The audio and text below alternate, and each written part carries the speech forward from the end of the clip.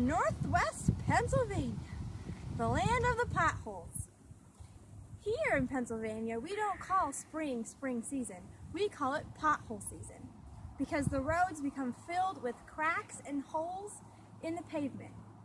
Now I bet you're wondering, well, how do these potholes occur? Well, guess what? I'm going to tell you how they occur.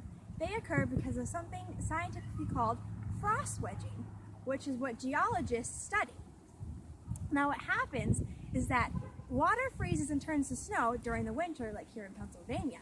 And then when the weather reaches above freezing, the snow melts and turns to water, and it gets down into little cracks in the rock or the pavement, such as this.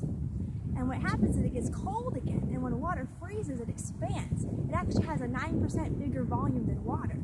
Now this freezing and thawing happens over and over again, to the fact that the crack gets bigger and bigger and bigger. Now if you follow me, you can see how this small crack that I'm standing by is relatively small, but as we continue to walk, this crack and others like it become bigger. So if you follow me, you will see this happening.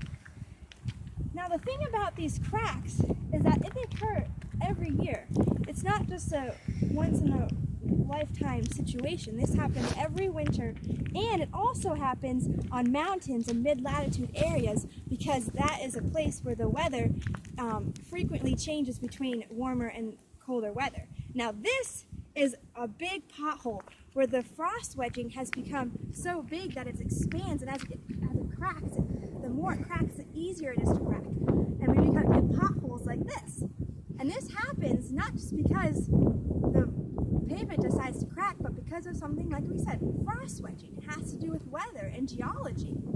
Now, thankfully, our PA government state system has put funding in to take care of these potholes. So every spring or every pothole season, they come out and they cover up the potholes, or at some roads, they repave the entire pothole road.